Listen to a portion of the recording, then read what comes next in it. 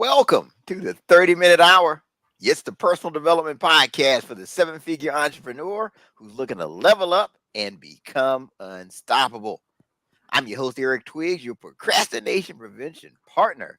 Now, my normal co-host, Ted Fells, is not going to be joining us today due to a prior commitment. We definitely wish him well and wish him all the best.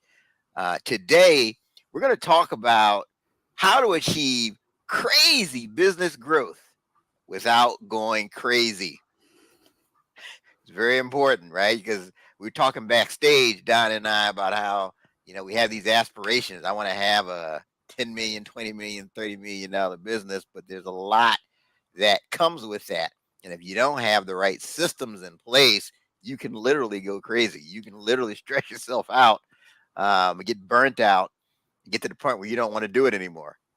So that's why you really want to tune in to what Donna is going to share today, because you can believe it or not, you can have your cake and eat it too. You can have crazy growth and not be crazy.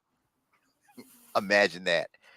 But before we get into the meat of that, what we're going to talk about, I did want to acknowledge the fact that at the time of this recording today, we're celebrating the Dr. Martin Luther King Jr. holiday.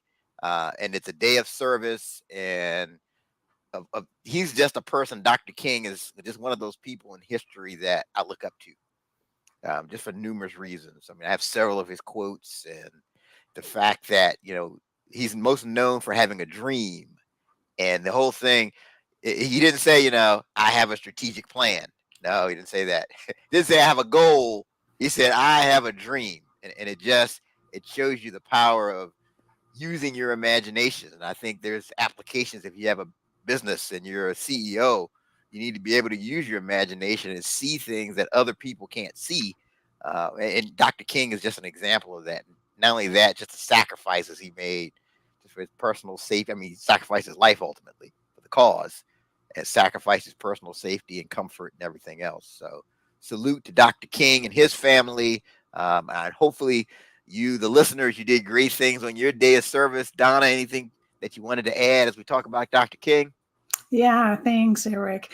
Well, certainly I'm in Canada, so we don't have that same holiday, but certainly I do resonate with what you've said. And we've come a long way in terms of the cause of Dr. King, and let's continue to work towards that so that the dream is actually reality. No, that's very well said. Thank you. Thank you. I'm glad we just took time to pause and recognize that. And I'm going to give Donna her full introduction here so you know exactly who she is and what we're going to be talking about. But before we go there, please remember that this is not your everyday podcast.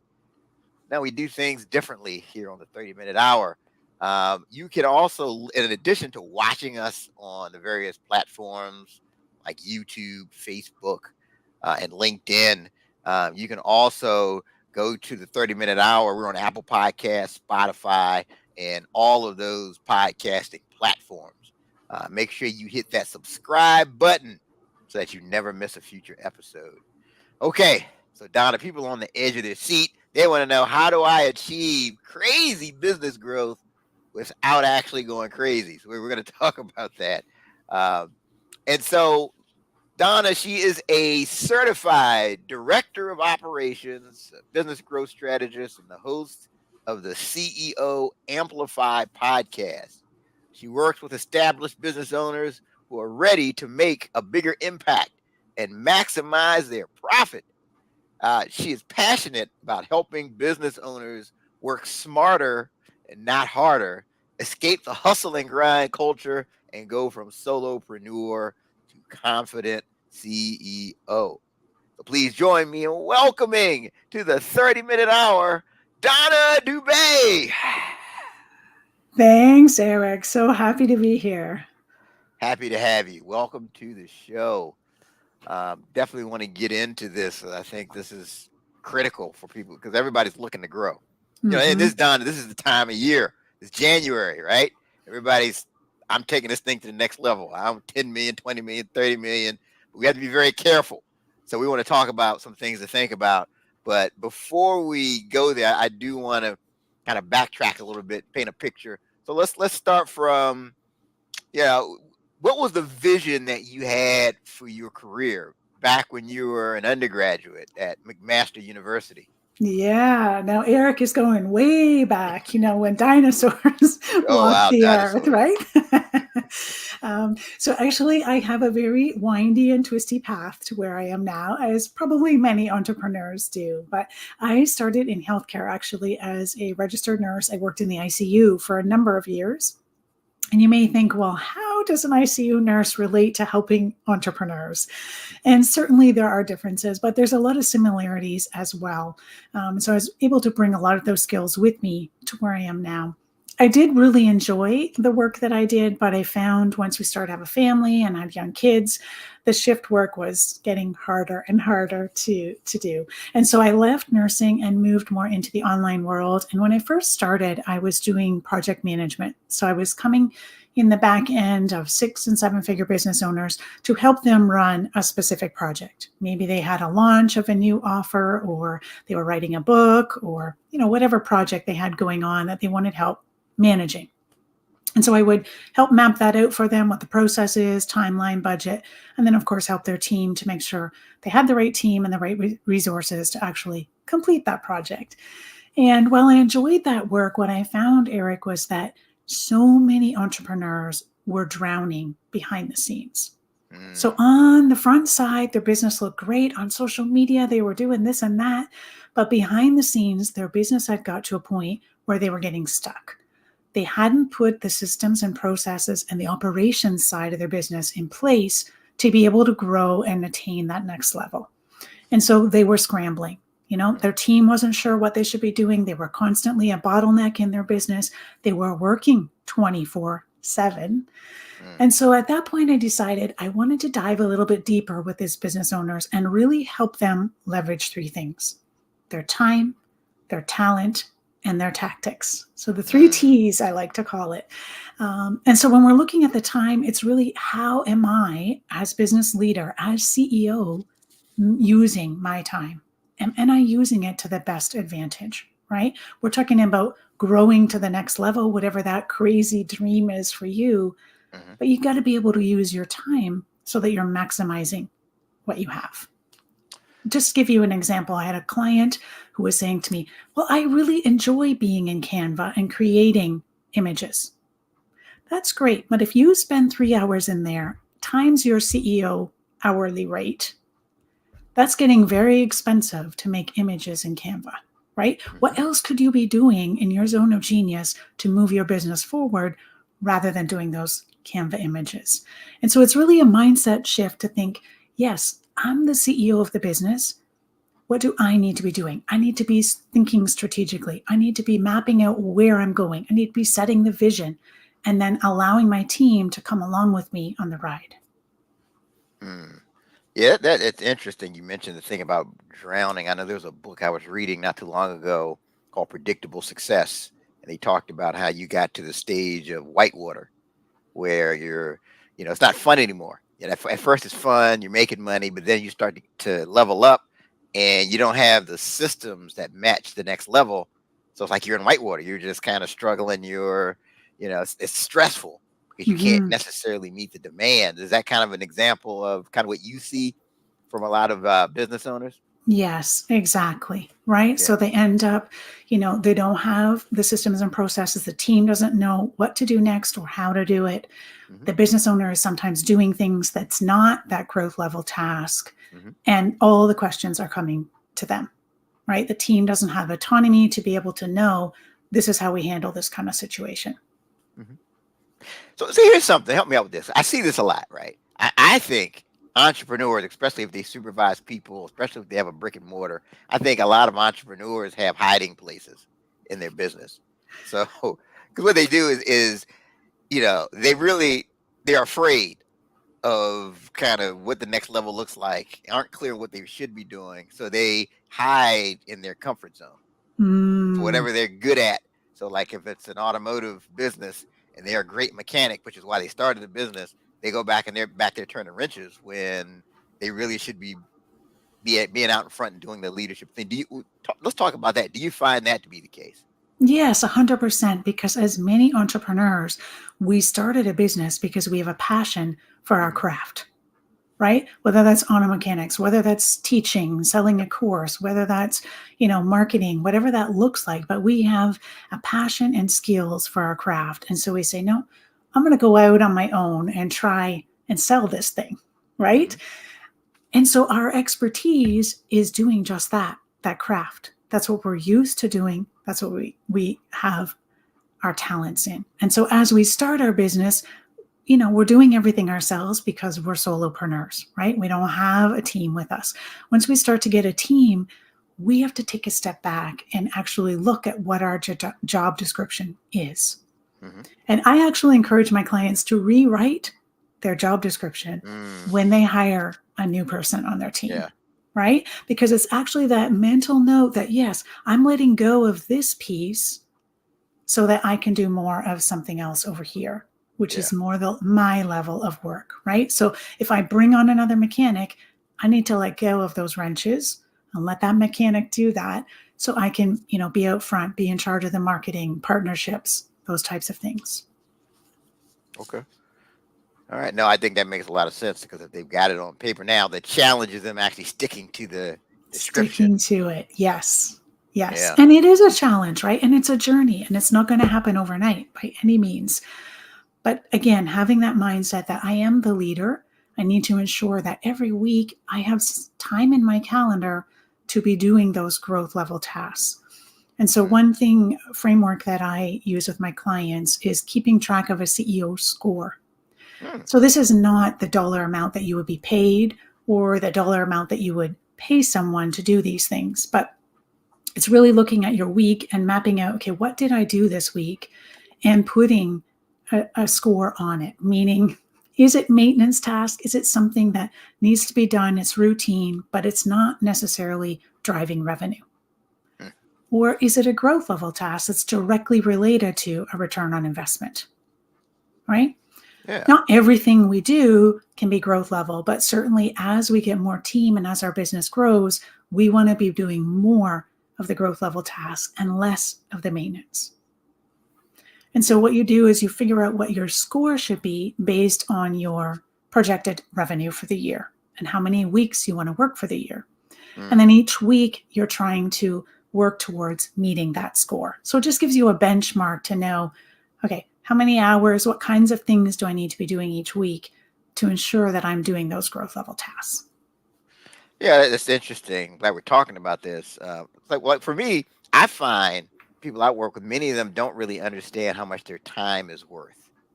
And I think once you start actually calculating your dollar per hour as Hmm. far as your time, it really, you know, it dictates your decisions because can Yes. somebody else? I mean, you're basically paying somebody $300 an hour to do something that that anybody could do. And it's outside of the scope of what you should be doing as a CEO. What are your thoughts on that as far as them knowing, really understanding what their time is worth and the value of their time? Yes, 100%. And again, sometimes you have to actually write it out to see it, right? Hmm. And so many times I'll hear from my clients, oh, but I really enjoy doing this, whatever it is, right? Oh, I've done this for years. It only takes me 5 minutes, Right. right? But when you actually track that time and do an actual audit for, 2 or 3 days, where did your time go? And then multiply that by your hourly rate, it becomes very clear because the data is so objective, right? We're removing the subjectivity and it's pure objective data. Data's And not so, emotional. yes, exactly. Exactly. And so, yes, you may enjoy some creative side of your business, right? And that's great. But if it's sucking up your time and taking your time away from more important things you need to be doing, then we need to find a different avenue for you to be creative outside of your business, right? And so for many of my clients, I encourage them to have a passion project or, a hobby or something that they enjoy that they Mhm. can do outside of their business. One, it gives them a little bit of a break from their business because many are workaholics and they're Mhm. constantly there. The second piece is it allows that avenue and that outlet for that creative side, so that you don't have to do that within your business. That's a great idea. So you're saying this basically schedule it so that it still comes out, but it's just not something that's impacting your efficiency and your Yes, productivity. Oh, that's exactly. good. That's good. So, all right. So help me with this. Here's a trend, Donna, that I've noticed, right? That there's this hustle and grind culture. There's, I watch motivational videos and it's glamorized. You got to hustle, you got to grind, you got to wake up at 2:30 in the morning. If you don't wake up at 2:30 in the morning and work out and do all of that, you're a loser. Hmm. You say this is a bad thing. Based on my research of you think the hustle and grind culture is not a good thing. Let's talk about it. Why is this not good? Yes, I 100% don't believe in the hustle and grind culture, and that is true. So for me, it's about being strategic again with how we're using our time. Yep. So we've got entrepreneur A, they want to work 20 hours a week in their business. What they do in those 20 hours becomes very, very important if you want to streamline into 20 hours a week, right? If we're hustling and grinding and working continuously, I can almost guarantee that we're not being strategic with what we're doing. We're just taking that big, long task list and knocking one thing off after another, right? Until we, quote, get to the end. But we know there is no end. Let's be honest. It keeps growing and growing and growing, right? So instead of just attacking that to-do list from, a top to bottom, or I know some clients that I work with like to sort of cherry pick certain things that they enjoy doing. I say we take a different approach to that, and that is that we look at our list and put everything that is on our task list into 4 quadrants. So you may have heard of that Eisenhower matrix before. And the 2 criteria we're using is important and urgent. So important meaning it's revenue generating. We can tie that activity directly to bringing in more revenue. And urgent meaning there's a deadline when we need to have it done. Without finishing it by that deadline, there's going to be a negative consequence. So as an example, maybe going to that networking meeting and having a sales call, those are important things. Something that's urgent could be paying your taxes on time, right? Not something we enjoy doing, most of us, That'd but be urgent and helpful. you got to do it, right? So when we take that task list and we take each of those things and we put it in one of those 4 boxes, we clearly now can see what's important and what's urgent, right? And that's where we want to be spending our time as CEO, those things that are revenue generating and have an imminent deadline.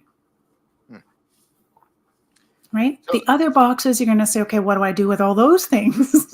Because they got to get done. right. And so this is where we can do 3 things. 1, do we need to do it in the first place? Do we need to keep doing whatever this task, process, step is in our business? Because for many of us, we end up layering one strategy, one tactic onto another one, but we don't actually take the time to go back and look at the data. Did this thing that I'm doing that's taking me 2 hours a week make a difference in my business? Did it bring in new leads into my pipeline? Did it bring me any sales? Right? If there's no evidence that it made a difference for you and your audience, why keep spending time on it? So some things we can stop altogether. Other things we might want to look at, can we automate this? We've got so many software tools available to us and so many ways we can make things easier through automation. We don't have to get rid of that human touch, but adding automations on the back end will make things a lot easier and take things off of CEO's plate. And then the third piece is, of course, delegating, right? Do we have people in our team that we can delegate this to? And do we know how to delegate it properly? Now, this is really good. The automate and the delegate. And I always say, just because something has to be done, it doesn't mean that you have to do it. And you mentioned something earlier, Donna, about like your zone of genius. I'm just trying to, just for myself and my businesses, I'm trying to stay in my zone of genius. And I just have to be honest. I have to be honest with myself. There are just certain things that are necessary, but I just don't like doing them. Mm-hmm. I don't like doing them. I'm never going to be the best in the world at doing them because I just don't like doing them. But they need to be done. So like virtual assistants, delegation, those types of things. Trying to talk more about that as far as just, you get to the point where you're operating outside of your zone of genius. Yes, yes. And I mean, certainly depending on the size of your team, you're going to have to spend more time out of your zone of genius, right? Yeah. So if it's just you and a contractor VA, there's going to be some things you're going to have to do. But we always want to be looking with that critical eye saying, what else can I delegate? What else can I automate so that I can take some of that off my plate? And this podcast is a good example. Eric and I found each other. He gave me a link to book directly in his calendar, right? I didn't have to sit there with Eric back and forth. Well, how about Tuesday at noon? No. Wednesday at 5? No. Like all that was gone. His availability was clear in one calendar and I booked in, right? Done.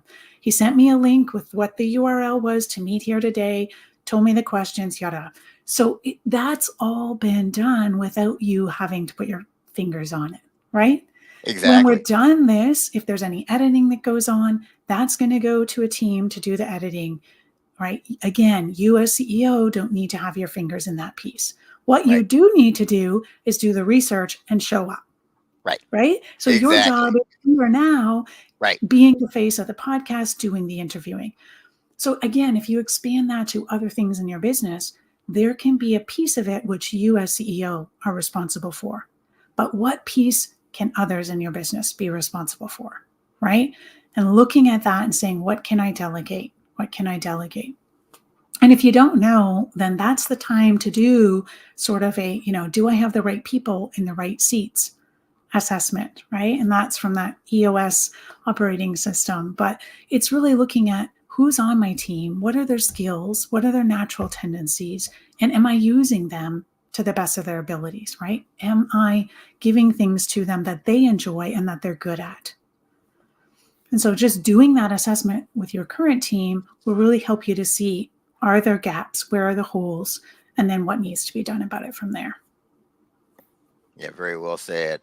Well said. So can you talk more? You mentioned the EOS for the people who aren't familiar with what that is. Kind of talk more about that and how that helps. Yeah. So I'm certainly not an EOS certified integrator, but basically it's an entrepreneurial operating system and it's based off the book Traction.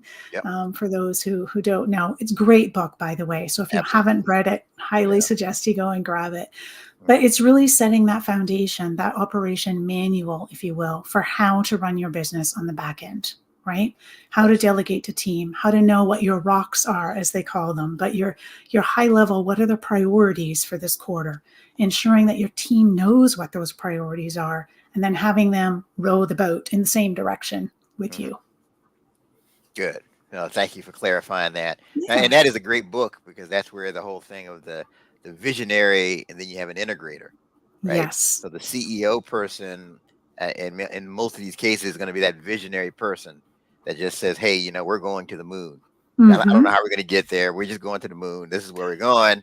And then you have that integrator person who maybe he's in the COO role, he or she, and they're saying, "Yeah, you know what? We need astronauts. We need a rocket. We need fuel. We need." So they're looking at. So I think having that, especially you start to get bigger. I think having that structure where one person is the visionary, the other person is more tactical. What are your thoughts there? Yes, 100% is necessary because, as a visionary, you're getting ideas a mile a minute, right? Oh, we should do this. We should do.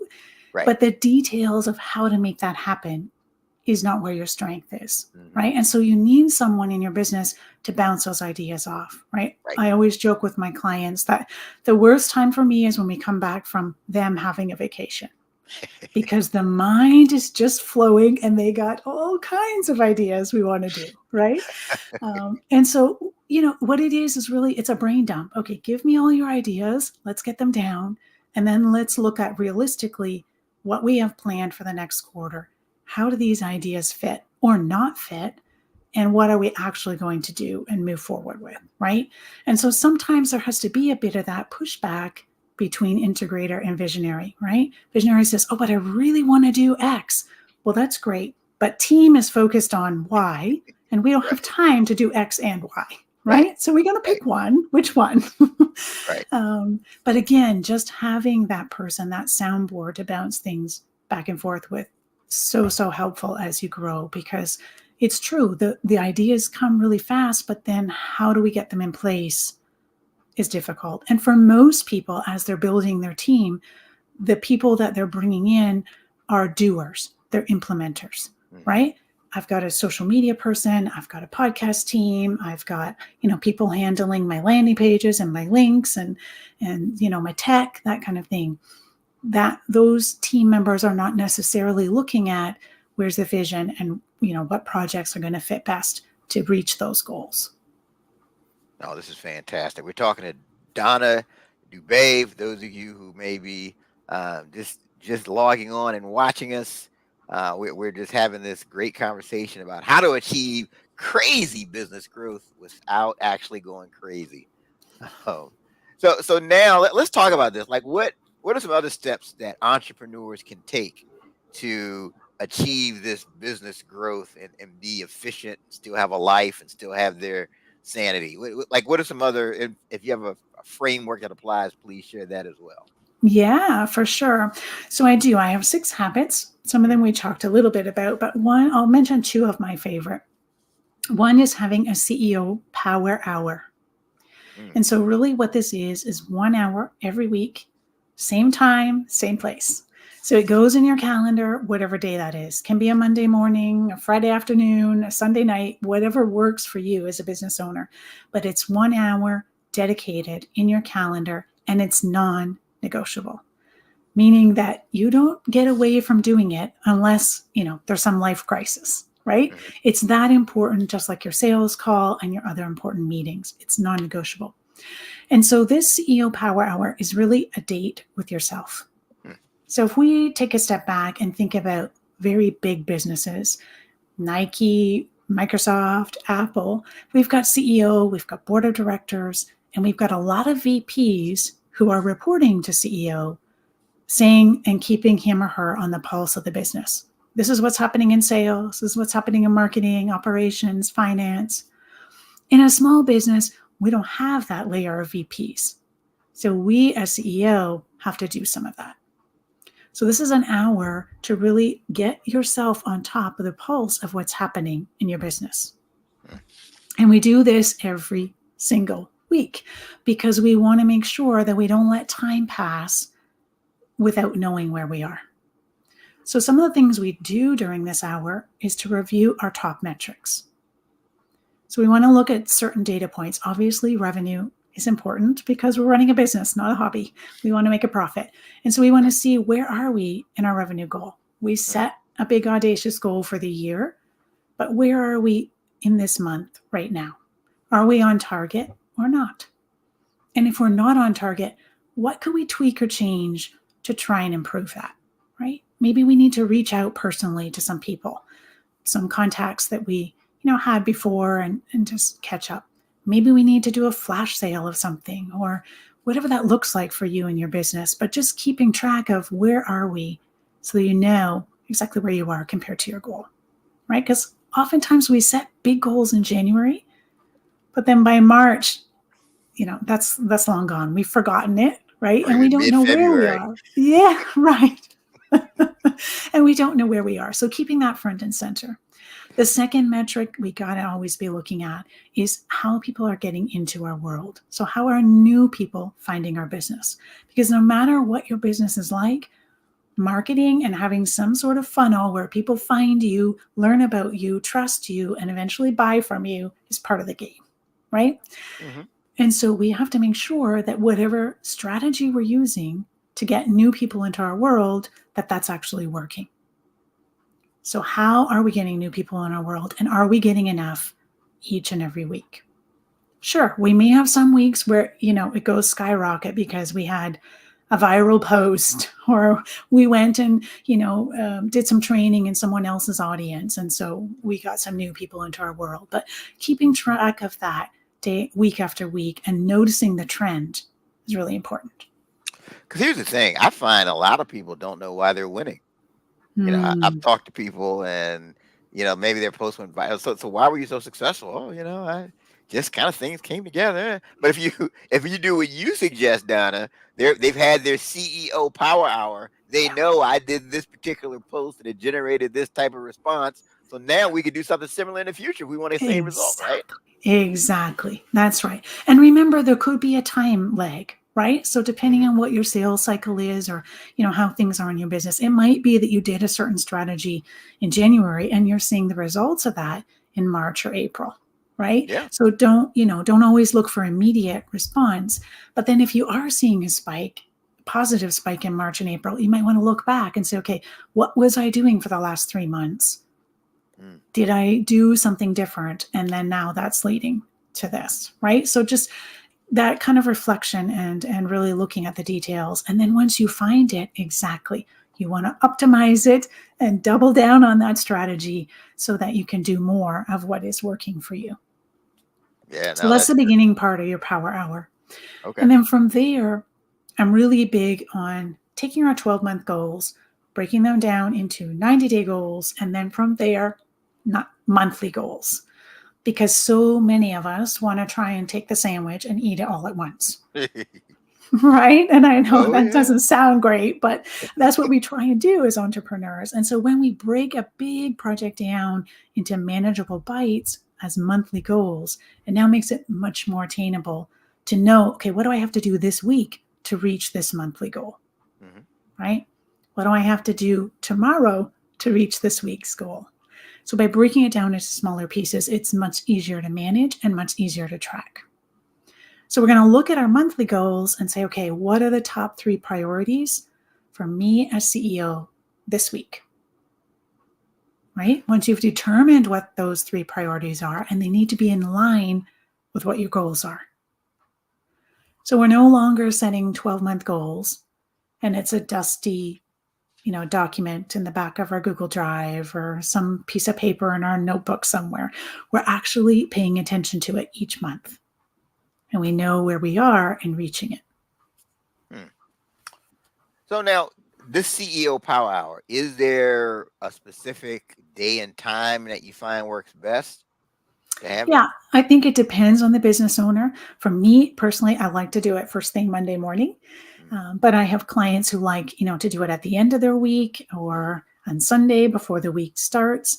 So it's really up to you what works with you and your lifestyle and your schedule. But when you find that time, you want it to be the same each and every week. Yeah, I would think early in the week would be good because it really just kind of sets the tone Yeah. for what you want to do. And I think you also literally you have to treat it like you're meeting your best friend at the cafe. Right? Hmm. If you say, "Okay, Beth, we're gonna meet on Tuesday at 1 o'clock," you're not gonna stand her up and not show up and not call, right? Yeah. So why would you do that to yourself? Yes, exactly. Yeah, Exactly. So it really has to be non-negotiable, right? non-negotiable. Yes. So once you've figured out what your top 3 priorities are, the next piece of your power hour is to really look at your week. So Hmm. you go into your calendar and look at your week. Do you have time blocked off in your week to get those 3 priorities done? If you don't, then it's time to do some maneuvering, right? So you have to look at what things can I switch or change or rebook in my calendar so that I do have time for these Hmm. top 3 priorities. Because if they're their top 3 priorities to reach your goals, they should be more important than some of the other things in your calendar, Right. right? Hmm. And then the third piece is to then communicate with your team. So you may find that there's things that are your priorities, but you need something from your team, or you need your team to do a piece of it for you. And so you want to make sure that you're communicating either in a weekly meeting or in a project management tool, whatever you have that you use with your team for communication, to know so that they know what the goals are and what we're working on this week. And so I take it, do you have some type of a document that you give the CEOs so it's all laid out and they can kind of just follow it? Yes, Yeah. 100%. Yeah. So basically, it's a 90-day PDF. And so it's got 13 weeks of the same CEO Power Hour in it, right? So you know exactly what to fill in each week. And then makes it easy to look back on too, because at the end of the month, I like to do a sort of progress and pivot. Hmm. So, how did the month go? what things worked well, what things didn't work well. Because for many of us, when we try and break things down to smaller pieces, we still try and do too much. Right. And Yeah. so sometimes when we first start this process, we may put 3 top priorities that are huge that we could never accomplish in a week, but we Right. think we can. Right. Right. And so just Sounds like being a good idea. realistic. Yeah. Yeah. Just being realistic as we look on that. So we can look back over the month and say, okay, now I'm sort of setting, priorities that fit with the time I have for my business. And then Yes. what worked well, what didn't work well, what needs to tweak, what needs to change. So Yeah. we move into the next month more informed. Good. Well, this is good stuff. Yeah, I mean, so the alternative is saying, "Oh, you know what? I'm going to look at my marketing. Yeah, I'm going to do that this week." And then before you know it, it's Friday at 5 o'clock, and you haven't done it. So, Yes, exactly. Exactly. And really, Eric, it's about being proactive rather than reactive, right? So, just as an example, how many of our listeners, when they start their day in the morning, they do a morning routine, whatever it is, but when they're ready to start work, they open their laptop and open their inbox. mm, And they got 23 messages. Their phone is beeping from their team on Slack. There's something else over here. And if you start responding to all of that first, you are now responding to everyone else's demands. What happened to your priorities as CEO? Right? So I'm not saying ignore your inbox or ignore your team, not by any means, but you want to start the day eating the frog first. And so put one of your priorities first thing, spend an hour and a half on it, and then go to your inbox, right? For most of us, there's not a life-threatening emergency that's going to happen in our business in that hour that we can't look at later, right. right? Mm-hmm. No, this is excellent. Excellent information. I can see how this can help people to grow their business and still be sane because now they've Mm-hmm. got a structure, they've got a focus, and they're keeping the main thing the main thing. So, Yes. so you're the host of the CEO Amplify podcast. Let's talk about that. What can people expect when they tune in? Yeah. So, yes, the CEO Amplify podcast is really for business leaders who want to take it to the next level, but don't know how, right? So, we talk a lot about mindset for CEO. We talk a lot about job description for CEO, how to manage our days, our weeks, our months, how to set goals, how to break those down into smaller goals, how to have a CEO power hour. And so, yes, a lot of those things. What about delegation? What about hiring? How do I know when I'm ready to hire? How do I know who to hire? Right? How do I delegate properly? How do I not micromanage? Mhm. So, yeah, that's sort of where we're going. So, really, the operations, the backside of that business is where I focus. Okay, good stuff. Good stuff. So you get asked questions all the time from business leaders, CEOs, want to be CEOs. Like, what's one question you never get asked that you wish people would ask you? Oh, good question. Yeah. So I would say most people assume that I have it all under control, right? Because I'm sharing, oh, do a power hour, do this. You can, have crazy business growth without going crazy. But the truth of the matter is, I go through the struggles Hmm, just the same as everyone else, right? And so I interesting. really wish someone would ask me, how do you know? How do you know that this works? I know Hmm, this works because I've gone through it, hmm, right? So when I first started my business, I was working 24/7. I really enjoyed what I was doing. It brought me a lot of joy. I was happy. But my family, on the other hand, were wondering, Mom, where are you? Right? I had hmm, 2 teenagers. We never see you anymore, Mom. My husband's like, are we going to have any time? Yeah, after I finish these emails. hmm, And I wasn't really seeing what was happening. But the truth was, I was on a road to burnout, hmm, right? Until one day my husband finally said to me, something's going to break. hmm, We need to make a change here. hmm. Oh, so that Wow. certainly set me back a little bit. I didn't really want to hear that, Right. but I knew at that point I needed to look at things differently. How could I grow this business that I enjoyed without losing my life, my sanity, my health, my family? Right. So that's when I really had to look and be, reflective and say, What can I do differently? What's happening with my time? How am I using it? Right? What's happening with the tactics, with the strategies that I'm implementing? Are they really working for me? Because certainly in this online world, we get inundated with try this, try that. There's this new thing that, right? It's constantly coming at us. And sure, those tactics work for some people, no doubt. But we have to remember each business is unique and each audience is different, right? So how Eric resonates with his audience is going to be different how I resonate with mine, right? So we really have to be looking at, is this strategy working for me and my business? Maybe it's working in terms of reaching my audience, but I'm not in alignment with it, right? So then we have to really look at, how can I do this differently so that I do feel comfortable, I do feel in alignment with what I'm doing? And then looking at our team, how can I best build a team that supports me, and how can I make sure that they have the resources and are accountable to be able to do what they need to do? No, thank you for sharing that, and I'm glad you, because it's easy. I mean, people see us like up here talking and on a podcast and think, "Oh yeah, well, easy for you to say. You're a natural. Oh, you've never struggled with anything like that." So I'm glad you shared that, and that's how you came up with this framework, because you had to first help yourself. Exactly. Yeah, Yes. yeah, and I think so. I think sometimes your big strengths can be a big weakness, right? Because Mm. like part of our strength is our work ethic. Like me, I can just speak for myself. Like I can just keep working. Like I'll just I'll grind away. But that can be a problem, and I've been on the verge of burnout because, Mhm. like you, I mean, my wife would come in the office like, "What are you doing? You Yes. started at 7, and it's now 7:30 in the evening, and the kids, they need to get ready for school. What are you Yeah. doing here?" Yeah. Um, so yeah, I definitely, if you don't put these systems in place and have a structure like you're saying, you'll be a leading candidate for burnout. This is very important Yeah, to yeah. grasp.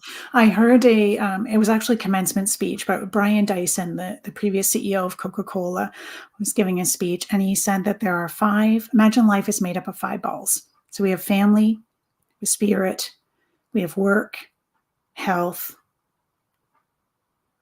Now I've forgotten the 5th one. But the bottom line is 4 of the balls are glass. Mm. The only ball that's rubber is work. Oh, that's So deep. if we drop work, it'll bounce back. Hmm. But the other 4 balls, if we drop, break. Ooh, And some to the point of shattering. So oof. while our business, our work is important to us, the other 4 areas are more important, right? So it's got to be a life first and business, not business first. And I'll fit life in around it when I can sometimes, because we know that doesn't work. Yeah. No, thank you. That's very well said. All right. So we're coming down to the final segment, and it's called "Write This Down." And this is where we'll both share at least one takeaway from today's episode that we want the people to write down so they can level up. So Donna, Mm. you're the guest of honor. I'll let you go first. No, well, thank you. People what do the people need to write down? Yes. So I think they should need to write down, I will implement a CEO power hour in my business this month. Write that down. You will implement a CEO power hour. Yes. Again, for those of you who just joined us, you're going to want to rewind and listen to this, and which he gave us specific details on how the CEO Power Hour works. But it's a total game changer if you really stick to it. So Yes. And I do have a PDF, downloadable PDF for listeners if they're like, well, I forget, I'm not quite sure how to start. So if they go to my website, ceoamplify.ca/power hour, they can download that just to help you walk you through the different steps. okay, good, good, and I'll give you another chance towards the very very end to shout out that website so people can. And we can put the website in the show notes as well. But no, thank you for sharing that. So for me, my write this down. It has to do with, we talked about there was a title of a book called Traction. It was Mm. interesting because one of my other businesses, the What Now movement, where I'm the CEO, the word for the year, we were talking about this. My word for the year is traction. That's my word for the year. And what that means is that a lot of times we get stuck.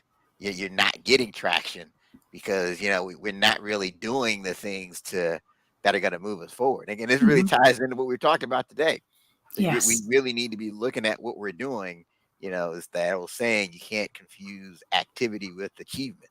And are the things that you're doing really moving you towards the goal? Are they getting you traction? And that's something I'm committed to this year of, just really taking a hard look at everything I'm doing. Mhm. Is it really getting me traction in the direction that I want to go? So I think traction is a critical thing to think about from this episode to really move forward. And all the things that you talk about, Don, it ties back to making sure that you're getting traction and not just spinning your wheels. Yes. 100%. Yeah. Man, this has been a fantastic episode. Ted Fells, my co-host, is going to watch this and be kicking himself like, man, I wish I could have been there to talk to Donna. But no, this has been a great episode, Donna. Thank you for sharing everything that you shared. So how can the people best connect with you? Let's put that website out there again. Again, remind them of what they can get when they get on the website too. Yeah, sure. So the website is ceoamplify.ca. And so there's a menu there. They can find the podcast if they want to listen to some episodes, and also find the resources where the CEO Power Hour playbook is to help them walk through, okay, I'm ready to put this CEO Power Hour. Now, what do I actually do in it? And so step by step, it'll walk you through what you should be looking at when you're having a CEO Power Hour. Nice. Good. Excellent. All right. So this has been, again, a great episode of the 30-Minute Hour podcast. Thank you, Donna Dube, for sharing everything that you shared. And speaking of sharing, as far as our listeners and our watchers, don't forget to share the show. Don't keep this information to yourself. Everybody needs to know about the CEO Power Hour. They need to know about the CEO Amplifier.ca. So make sure you share this episode. And then don't forget to go on Apple Podcasts, Spotify, any of those places that you listen to podcasts. Hit that subscribe button so you never miss an episode of the 30-Minute Hour. That is our time for this week on the 30-Minute Hour. Until next time, have a great one.